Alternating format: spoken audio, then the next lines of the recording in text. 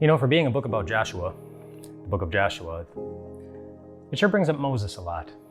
Moses is the guy that Joshua replaced, the sandals that Joshua was supposed to fill, but it brings up Moses a lot. For example, in Joshua chapter 13, Moses is brought up again as they're dividing the inheritance among all the different tribes, and it's referring to Moses because he had a big part in making that happen and leading them through the wilderness for 40 years so that they could get to the promised land and they could divide up the place, for all the different tribes, and that's good. So it makes sense. But it not only brings up Moses, but it brings up certain names for Moses that the Bible has given him before that it wants us to remember.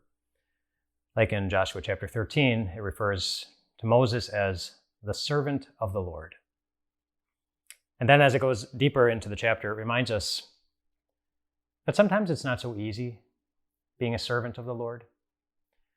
At one time it says that Moses, he faithfully led the people and brought them into battle and they defeated the enemies, but it goes on.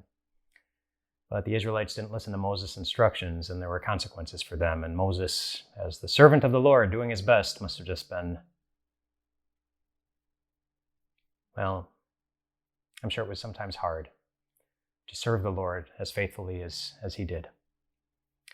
And I think the Bible wants us to remember that so that, number one, we have good expectations, like healthy expectations as far as what it means to serve the Lord. It reminds me of a time in Luke chapter 18 where a wealthy young man comes to Jesus and says, Jesus, I want to follow you. And Jesus says, well, go sell everything that you have and then come back and follow me.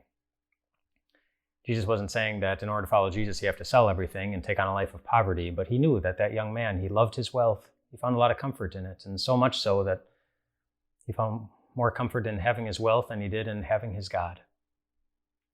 Following Jesus is an attitude of the heart, and then that's where Jesus throws out the line that says it's easier for a camel to fit through the eye of a needle than it is for a wealthy person to enter in the kingdom of heaven. And then Peter comes in and says, Jesus, we've left everything to follow you. And they had, and that was hard. And then Jesus gives a promise.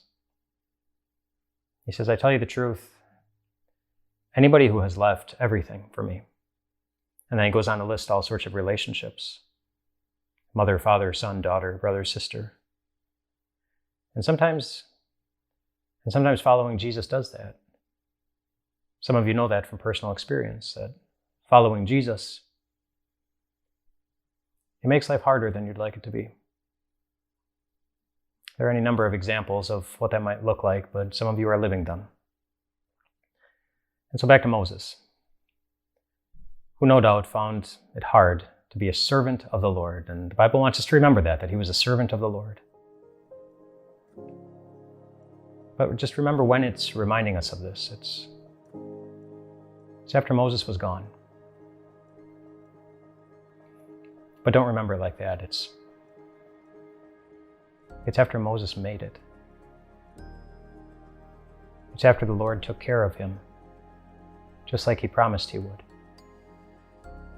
It's after the Lord saved him and delivered him and got him home.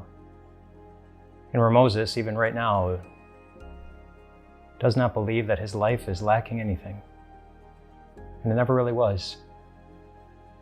Because he had a Lord that was worth serving. Just like you do.